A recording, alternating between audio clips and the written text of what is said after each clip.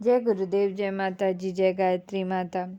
आगे गुरुदेव माता जी और गायत्री माता की सूक्ष्म उपस्थिति में श्रीमद् भागवत गीता में लिखा है, जैसा कि पूर्व में कहा जा चुका है, श्री भगवान की भक्तिमय सेवा से ही एक भौतिक जगत के बुद्ध जीवन से छुटकारा प्राप्त किया जा सकता है। इसके आगे यहाँ पर यह बताया गया है कि मनुष्य को सर्वोच्च गुण के पद तक ऊपर आगे उठना चाहिए होता है, जिससे वह श्री भगवान की भक्ति के योग्य बन सके। किंतु यदि प्रगति में बाधाएं आएं तो सक्षम गुरु के निर्देशन से तमस पद से धीरे धीरे स्वतः पद तक ऊपर उठा जा सकता है। अतः निष्ठावान व्यक्तियों को चाहिए कि प्रगति के लिए प्रामाणिक दक्ष गुरु के पास जाए तो उन्हें तमस, रजस या सत्व की किसी भी अवस्था से मुक्त पद तक ले जा सके।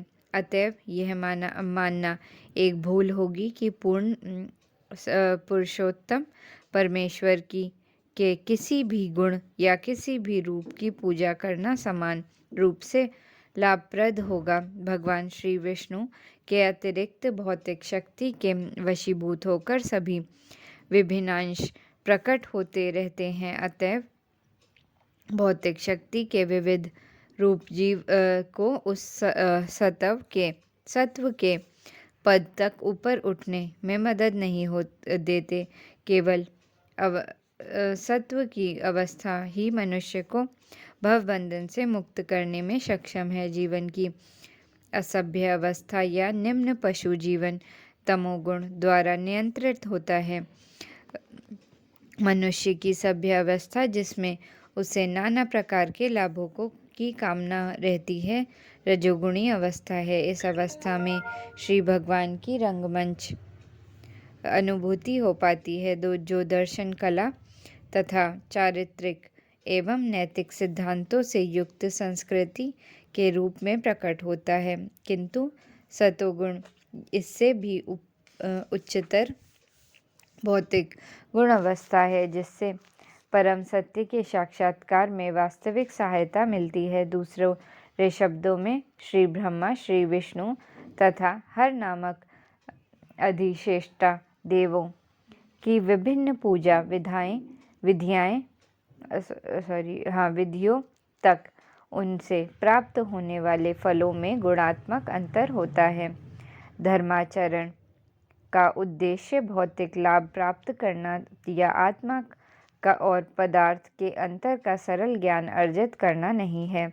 धार्मिक अनुष्ठानों को परम उद्देश्य अपने आप को भौतिक बंधन से मुक्त करना और उस दिव्य जगत में स्वतंत्र जीवन पुनः प्राप्त करना है, जहाँ श्री भगवान ही प्रधान रहते हैं। अतएव धार्मिक नियमों का संचालन स्वयं श्री भगवान द्वारा होता है तथा धर्म का उद्देश्य महाजनों अर्थात श्री भगवान के अधिकृत प्रतिनिधियों के अतिरिक्त और कोई नहीं जानता। श्री भगवान के ऐसे 12 विशेष प्रतिनिधि हैं जो धर्म के उद्देश्य से परिचित हैं और वे सभी श्री भगवान की दिव्य सेवा में संलग्न रहते हैं। जो मनुष्य अपना हित चाहते हैं, उन्हें इन महाजनों का अनुसरण करना चाहिए और उनसे परम लाभ प्राप्त करना चाहिए।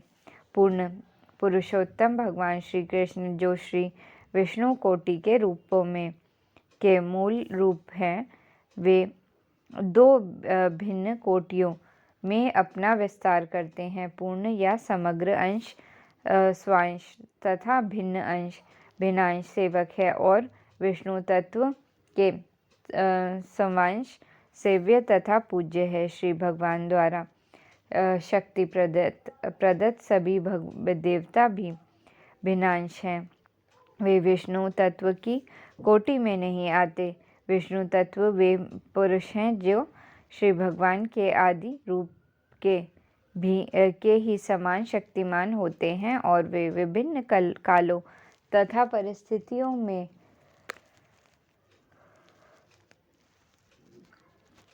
भिन्न भिन्न कोटि की शक्तियाँ प्रदर्शित करते हैं।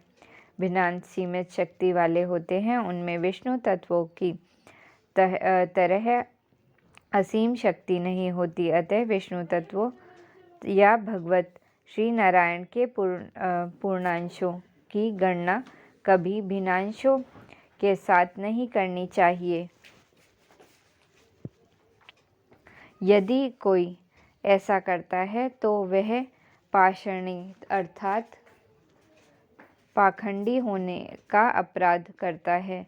इस कलयुग में अनेक अल्पज्ञ व्यक्ति ऐसा अवैध अपराध करते हैं और दोनों कोटियों को समान बताते हैं। ये विभिन्न अंश अपनी अपनी भौतिक शक्तियों के अनुसार विभिन्न पदों पर आसीन हैं, यथा काल भैरव, शमशान भैरव, शनि, महाकाली तथा चंडिका। इन देवताओं की पूजा वे ही मनुष्य करते हैं जो तमोगुण की निम्नतम अवस्था में होते हैं।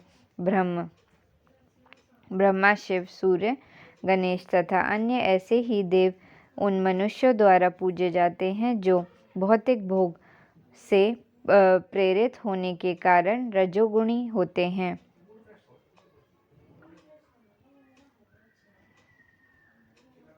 किंतु जो सचमुच सतोगुणी हैं वे केवल विष्णु तत्वों की पूजा करते हैं। विष्णु तत्व के अनेक नाम तथा रूप हैं, यथा नारायण, दामोदर, वामन, गोविंद तथा अधोक्षज। सुयोग्य ब्राह्मण शालग्राम शिला द्वारा निरूपित विष्णु तत्वों की पूजा करते हैं और क्षत्रिय तथा वैश्य जैसे कुछ उच्चतर वर्ग के मनुष्य भी सामान्यतः विष्णु तत्वों की पूजा करते हैं। सतोगुणी योग्यतम ब्राह्मण कभी भी अन्य व्यक्तियों की पूजा विधि से ईर्ष्या नहीं करते। वे अन्य देवताओं का पूर्ण आदर करते हैं। यद्यपि काल भैरव या महाकाली जैसे देवताओं का रूप अत्यंत भयानक है, वे यह अच्छी प्रकार जानते हैं कि परमेश्वर के ये सभी भयानक लक्षण विभिन्न परिस्थितियों में उनके विभिन्न सेवकों के रूप में, किंतु इतने पर भी वे देवताओं के भयानक तथा आकर्षक दोनों ही रूपों का त्याग कर केवल विष्णु रूपों पर ध्यान केंद्रित करते हैं, क्योंकि वे भौतिक जगत से मोक्ष पाने की उत्कृष्ट इच्छा रखते हैं। सभी देवता यहाँ तक कि देवों में सर्वोच्च ब्रह्मा तक किसी को मोक्ष नहीं दिला सकते। हिरण्यकश्यप ने अमर होने हेतु कठोर तपस्या की थी, किंतु उसके पूज्य देव ब्रह्मा उसे वैसा वर देकर प्रसन्न नहीं कर सके। इसलिए भगवान श्री विष्णु के अतिरिक्त अन्य कोई मुक्तिपाद या मुक्ति के प्रदान भगवान नहीं कहलाते। सारे देवता भी भौतिक सृष्टि के अन्य जीवों की तरह इस भौतिक सृष्टि के संसार के सामान्य नष्ट हो जाते हैं। जब वे स्वयं मुक्ति नहीं पा सकते तो फिर अपने भक्तों को वे किस प्रकार मुक्ति दिला सकते हैं। ये देवता अपनी पूजा करने वालों की कुछ क्षणिक लाभ भी प्रदान करते हैं, परम लाभ नहीं। यही कारण है कि मुमुक्ष जन देवताओं की पूजा पर परित्याग करते हैं, यद्यपि वे उनमें से किसी के प्रति असम्मान नहीं देखते। यदि मनुष्य श्री भगवान के धाम वापस जाने के बारे में गंभीर है तो उसे किसी भी कोटि के देवता की पूजा करने की कोई आवश्यकता नहीं है। श्री भागवत गीता में ऐसा स्पष्ट कहा गया है कि जो मनुष्य भौतिक भोगों के पीछे पागल रहते हैं वे अपने क्षणिक लाभ के लिए विभिन्न देवताओं के पास जाते हैं, किंतु ऐसे लाभ तो अल्पज्ञों के लिए हैं। हमें कभी भी भौतिक भोगों की इच्छा को प्रबल नहीं बनाना चाहिए। भौतिक भोग जीवन में उतना ही अपनाना चाहिए जितना जीवन की न्यूनतम आवश्यकताओं के लिए ज़रूरी हो, न उनमें कम न ज़्यादा। अधिक भौतिक भोग अपनाने का अर्थ है अपने आप को भौतिक संसार के कष्टों से अधिकाधिक बांधना। जो मनुष्य भौतिकता में निमग्न है उन्हें अधिक धन, अधिक स्त्रियां तथा झूठी तुलीनता जैसी वस्तुएं चाहिए, क्योंकि वे भगवान श्री विष्णु की पूजा से प्राप्त होने वाले लाभ से अनभिज्ञ रहते हैं। भगवान श्री विष्णु की पूजा से इस जीवन में लाभ तो मिलता ही है, मृत्यु के बाद अगले जीवन में भी लाभ मिलता है। इन सिद्धांतों को भूलकर जो मनुष्य अधिक धन, अधिक स्त्रियां तथा अधिक संतान चाहते हैं, ऐसे मनुष्य विभिन्न देवताओं की पूजा करते हैं। जीवन का लक्ष्य जीवन के कष्टों को समाप्त करना है, उन्हें बढ़ाना नहीं। भौतिक सुख के लिए देवताओं के पास जाने की कोई आवश्यकता नहीं है। ये देवता श्री भगवान के दास मात्र हैं। फलतः ये जल, वायु, प्रकाश आदि के रूप में जीवन की आवश्यकताएं प्रदान करने हेतु बाध्य हैं। मनुष्य को चाहिए कि जीने हेतु कठोर परिश्रम करे और इस परिश्रम के फल से भगवान की पूजा करे। यही जीवन का लक्ष्य होना चाहिए। उसे श्री भगवान में श्रद्धा रखते हुए उचित ढंग से अपने वृत्तिपरक धर्म का पालन करना चाहिए। इससे वह धीरे धीरे श्री भगवान के धाम पहुंच सकता है। जब भगवान श्री कृष्ण साक्षात ब्रजधाम में विद्यमान थे तो उन्होंने इंद्र की पूजा बंद करा दी थी और ब्रजवासियों को सलाह दी थी कि वे अपने व्यवसाय कर्म द्वारा ईश्वर की पूजा करें और उनमें श्रद्धा रखें। भौतिक लाभ के लिए बहुदेव पूजा धर्म की विकृति है। श्रीमद् भागवतम के प्रारंभ में ही इस प्रकार की धार्मिकता की निंदा कैतव धर्म कहकर की गई है। संसार में मात्र एक ही धर्म है जिनका पालन हर एक को करना चाहिए, और वह है भगवान धर्म और भगवत धर्म, जो मात्र पूर्ण पुरुषोत्तम भगवान की पूजा सिखाता है, अन्य किसी की नहीं। इन 2 श्लोकों में पुष्टि हुई है कि एकमात्र भगवान श्री कृष्ण की पूजा के पात्र हैं। वैदिक साहित्य का लक्षण भी यही है कि श्री भगवान के साथ संबंध स्थापित किया जाए और हमारी भूली हुई प्रेममयी सेवा को दोबारा जागृत किया जाए। यही वेदों का सार तत्व है। इसी सिद्धांत की पुष्टि श्री भगवान द्वारा श्रीमद् भागवत गीता में अपने ही शब्दों में इस प्रकार की गई है। वेदों का परम उद्देश्य केवल उन्हें जानना है। समस्त प्रामाणिक शास्त्र श्री भगवान द्वारा शील व्यासदेव के शरीर में अवतरित होकर भौतिक प्रकृति के बद्ध पतितात्माओं को भगवान श्री कृष्ण का स्मरण कराने हेतु निर्मित किए गए हैं। कोई भी देवता भौतिक बंधन से मुक्ति नहीं दिला सकता। यही समस्त वैदिक ग्रंथों का निर्णय है। निर्विशेषवादी जिन्हें श्री भगवान का बिल्कुल भी ज्ञान नहीं होता, श्री भगवान की सर्वशक्तिमानता में कमी निकालते हैं और वे उन्हें भी अन्य समस्त साधारण जीवों के समान समझते हैं। इसी कारण से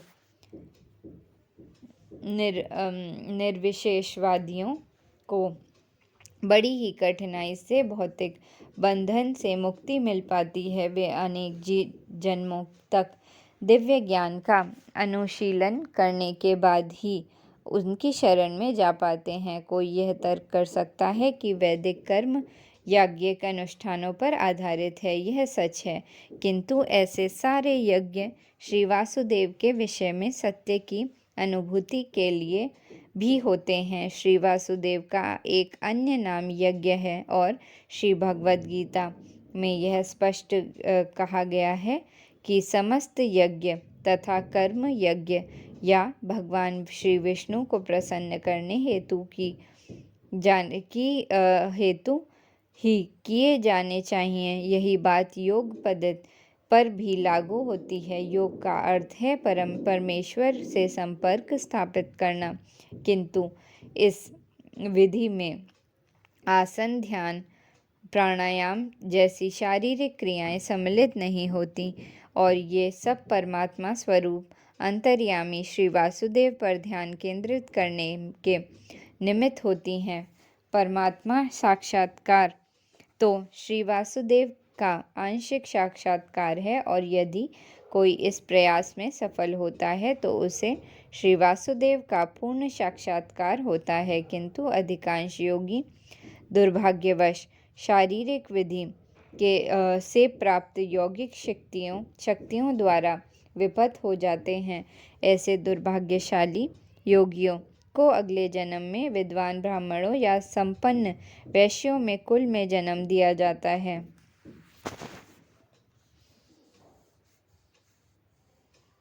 जिससे कि वे श्री वासुदेव साक्षात्कार के अधूरे कार्य को पूरा कर सकें। यदि ऐसे भगवान ब्राह्मण तथा वैश्य पुत्र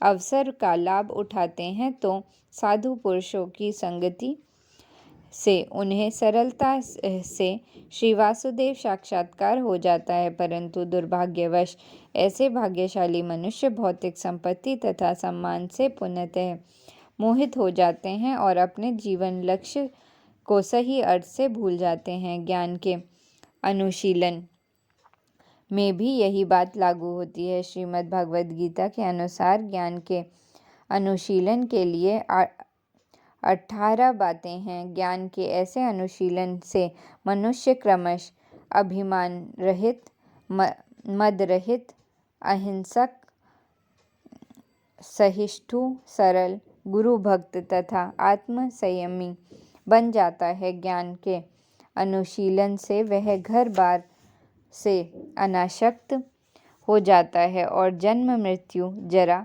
तथा व्याधि के कष्टों से अवगत हो जाता है। ज्ञान का समस्त अनुशीलन भगवान श्री वासुदेव की भक्तिमय सेवा में जाकर समाप्त होता है। अतएव श्री वासुदेव की ही ज्ञान की समस्त शाखाओं से के अनुशीलन के परम लक्ष्य हैं। ज्ञान का जो अनुशीलन श्री वासुदेव के मिलन के दिव्य स्तर तक ऊपर उठा सके, वही वास्तविक ज्ञान है। श्रीमद् भगवद गीता में भौतिक ज्ञान की विविध शाखाओं को अज्ञान की संख्या देकर तिरस्कार किया गया है। भौतिक ज्ञान का अंतिम लक्ष्य इंद्रियों की तृप्ति करना है, जिसका अर्थ हुआ भौतिक जीवन को दीर्घ बनाना और इस प्रकार तीनों तपों का जारी रहना। अतः इस भौतिक जगत में कष्टमय जीवन को दीर्घ बनाना ही अज्ञान है, किंतु यदि यही भौतिक ज्ञान आध्यात्मिक ज्ञान की दिशा में अग्रसर होता है तो वह कष्टमय भौतिक का अंत करने में सहायक हो जाता है। श्री वासुदेव की धरातल पर उसके आध्यात्मिक जीवन का शुभारंभ होता है। यही बात समस्त तपस्याओं पर लागू होती है। तपस्या का अर्थ ही है किसी उच्चतर जीवन उद्देश्य के लिए स्वेच्छा से शारीरिक कष्टों को सहना। रावण तथा हिरण्यकश्यप ने इंद्रिय तृप्ति को उद्देश्य बनाकर नाना प्रकार के दारुण शारीरिक कष्ट झेले थे। कभी कभी आधुनिक राजनेता भी अपना राजनीतिक काम साधने हेतु कठिन तपस्या करते हैं। यह वास्तव में तपस्या नहीं है। मनुष्य को चाहिए कि श्री वासुदेव को जानने हेतु स्वेच्छा से शारीरिक असुविधाएं स्वीकार करे, क्योंकि वास्तविक तपस्या की यही विधि है। अन्यथा अन्य समस्त तपस्याएं रजोगुण गुणी तथा तमोगुणी मानी जाती हैं। रजोगुण तथा तमोगुण से जीवन के कष्टों का अंत नहीं हो सकता। केवल सतोगुण ही जीवन के 3 तपों का काम कर सकता है। भगवान श्री कृष्ण के माता पिता के रूप में व्याख्यात वासुदेव तथा देवकी ने श्री वासुदेव को पुत्र रूप में प्राप्त करने हेतु तपस्या की थी। भगवान श्री कृष्ण समस्त जीवों के जनक हैं, अतएव वे समस्त जीवों में आदि पुरुष हैं। वे ही समस्त भक्ताओं में आदि सनातन भक्ता हैं, अतएव कोई उन्हें उत्पन्न करने वाला पिता नहीं हो सकता। जैसा कि अज्ञानी मनुष्य सोचते हैं वासुदेव तथा देवकी की घोर तपस्या से प्रसन्न होकर भगवान श्री कृष्ण ने उनका पुत्र बनना स्वीकार किया। अतएव यदि कोई तपस्या करनी है तो ज्ञान की पराकाष्ठा श्री वासुदेव को लक्ष्य बनाकर ही की जानी चाहिए। श्री वासुदेव आदि भगवान श्री कृष्ण जैसा कि पूर्व में कहा जा चुका है, आदि भगवान असंख्य रूपों में अपना विस्तार करते हैं। रूपों का ऐसा विस्तार उनकी विविध शक्तियों द्वारा संभव हो पाता है। उनकी शक्तियां भी अनेकानेक हैं। गुणता में उनकी अंतरंगी शक्तियां श्रेष्ठ होती हैं और बाहरी शक्तियां निष्कृष्ट होती हैं। श्रीमद् भागवत गीता में इन्हें क्रमश परा तथा अपरा प्रकृति कहा गया है। अतएव अंतरंगी शक्तियों द्वारा विविध रूपों में होने वाला उनका विस्तार श्रेष्ठ होता है और बाहरी रंग शक्तियों द्वारा होने वाला विस्तार निकृष्ट होता है। जीवात्मा भी उन्हीं के विस्तार अंश है। जो जीवात्मा उनकी अंतरंगी शक्ति के विस्तार से अद्भुत होते हैं वे नित्य मुक्त होते हैं, और जो भौतिक शक्तियों से अद्भुत होते हैं वे नित्यबद्ध होते हैं। अतएव ज्ञान, तप, त्याग तथा कर्म का समस्त अनुशीलन हम पर पड़ने वाले प्रभावों का परिवर्तित करने हेतु किया जाना चाहिए। इस समय हम सभी श्री भगवान की बाहरी शक्ति के द्वारा नियंत्रित हो रहे हैं। अतएव इसके प्रभाव फल को परिवर्तित करने हेतु हमें आध्यात्मिक शक्ति का अनुशीलन करना चाहिए। श्रीमद् भागवत गीता में कहा गया है कि जो महात्मा है वो, या जिनके हृदय इतने विशाल हो चुके हैं कि वे भगवान श्री कृष्ण की सेवा में निरंतर रहते हैं, वे अंतरंगी शक्ति के वश में रहते हैं, और इसका फल यह होता है कि ऐसे विशाल हृदय वाले मनुष्य बिना विचलित हुए श्री भगवान की सेवा में लगे रहते हैं। यही जीवन का लक्ष्य होना चाहिए और यही समस्त वैदिक साहित्य का निर्णय है। किसी को सकाम कर्म या दिव्य ज्ञान के विषय में शुष्क चिंतन करने की जरूरत नहीं है।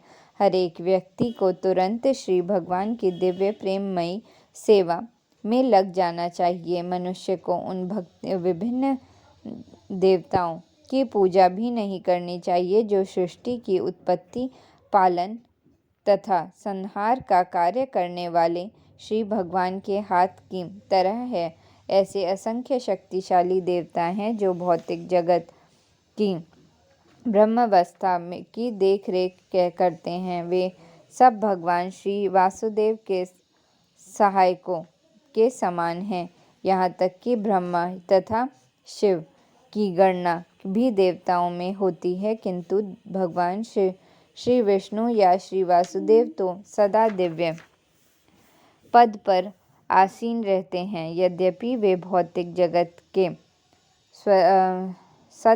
सत्व गुण को स्वीकार करते हैं, किंतु फिर भी वे समस्त भौतिक गुणों से परे रहते हैं। निम्नलिखित उदाहरण से यह बात और स्पष्ट हो जाएगी। एक जेल में बंदी होते हैं और प्रबंधक भी होते हैं, किंतु बंदी तथा प्रबंधक दोनों राजा के नियमों से बंधे होते हैं। लेकिन यदि कभार राजा जेल में आता है तो वह जेल के नियमों से बंधा नहीं होता। राजा सदैव जेल के नियमों से परे होता है। ठीक उसी प्रकार श्री भगवान इस भौतिक जगत के नियमों से परे होते हैं।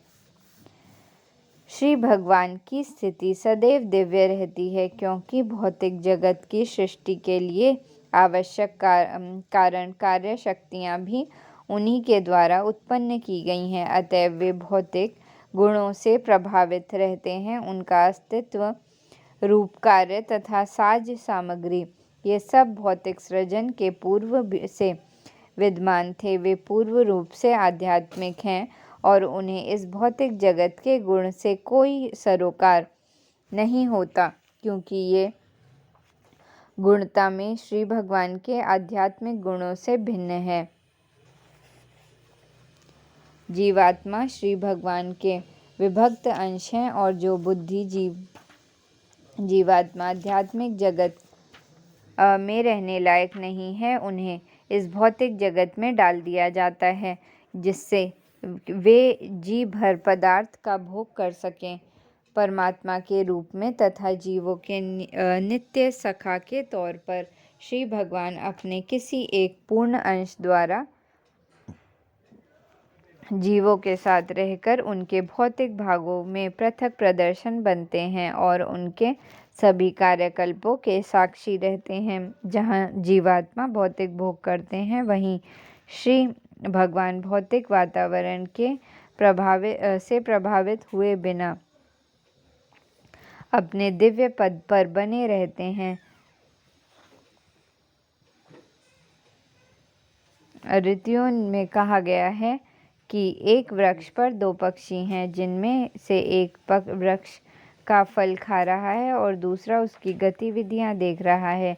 यह साक्षी श्री भगवान है और फल को ग्रहण करने वाला पक्षी जीवात्मा है। फल ग्रहण करने वाला जीवात्मा अपने वास्तविक स्वरूप को भूल गया है और भौतिक जगत के सकाम कर्मों में बुरी तरह व्यस्त है, जबकि श्री भगवान परमात्मा सदैव दिव्य ज्ञान से परिपूर्ण रहते हैं। परमात्मा तथा बुद्धिजीव में यही अंतर है। बुद्धिजीव या जीवात्मा प्रकृति के नियमों में वशीभूत रहता है, जबकि परमात्मा भौतिक शक्ति के नियंत्रक है। पूर्ण पुरुषोत्तम भगवान श्री वासुदेव अपने किसी एक पूर्णांश से संपूर्ण भौतिक जगत में विस्तार करते हैं और उनका अस्तित्व परमाणु ऊर्जा तक के अंदर देखा जा सकता है। पदार्थ प्रति पदार्थ, प्रोटॉन, न्यूट्रॉन आदि भगवान के परमात्मा स्वरूप के विभिन्न परिणाम हैं।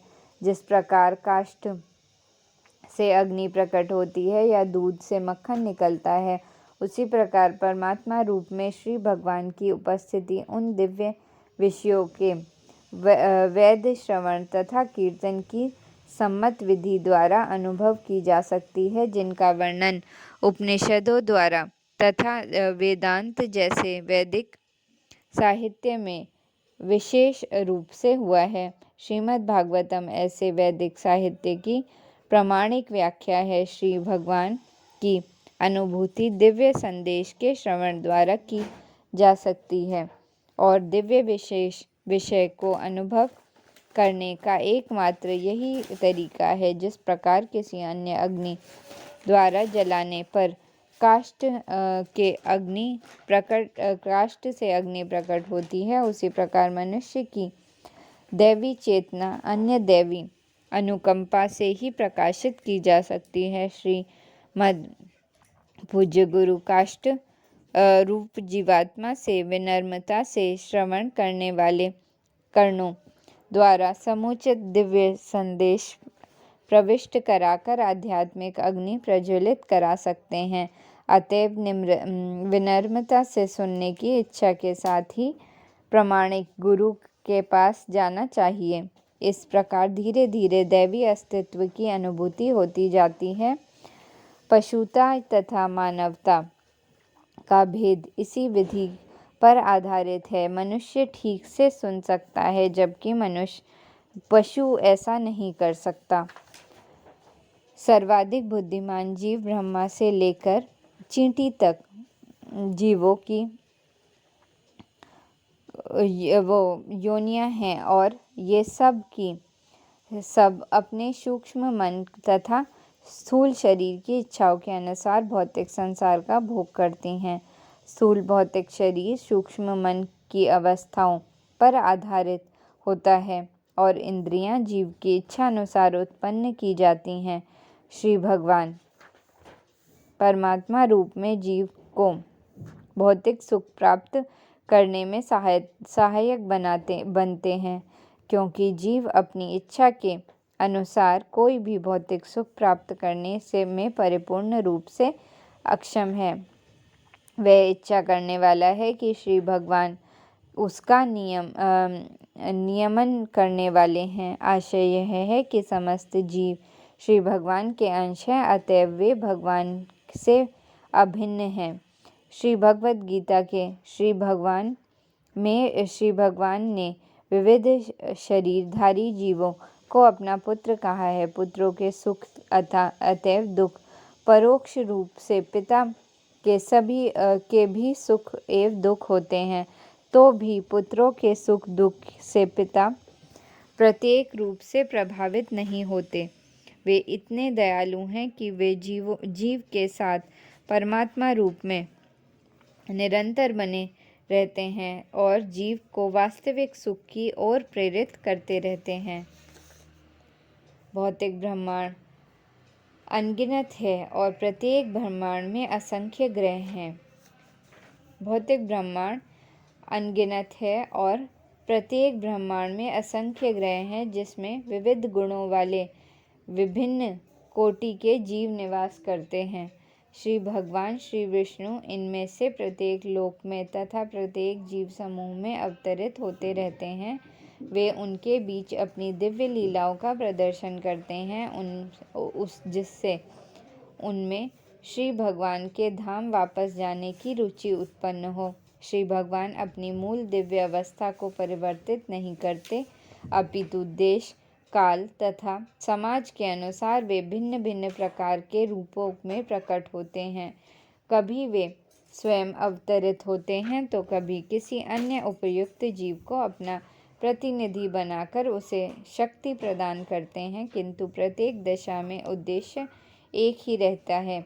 श्री भगवान चाहते हैं कि दुख उठाने वाला जीव उनके पास अर्थात भगवत धाम वापस आ जाए। सारे जीव जिस सुख के लिए ललायित रहते हैं वह असंख्य ब्रह्मांडों में और भौतिक ग्रहों के किसी भी कोने में कहीं भी प्राप्य नहीं है। जीव जिस शाश्वत सुख की कामना करता है वह केवल श्री भगवान के परम धाम में ही उपलब्ध है, किंतु विस्मरणशील जीव प्रकृति के गुणों के वश में आकर श्री भगवान के परम धाम के विषय में कुछ भी नहीं जानता। अतः श्री भगवान अपने परम धाम का संदेश प्रसारित करने हेतु स्वयं अवतरित होते हैं या ईशपुत्र के रूप में अपने प्रामाणिक प्रतिनिधि को भेजते हैं। ऐसे अवतार या ईशपुत्र भगवत धाम जाने के संदेश का प्रचार प्रसार केवल मानव समाज में ही नहीं करते, बल्कि उनका काम सभी समाजों में, देवताओं में तथा मनुष्यों के अतिरिक्त अन्य जीवों में भी चलता रहता है। जय गुरुदेव, जय माता जी, जय गायत्री माता।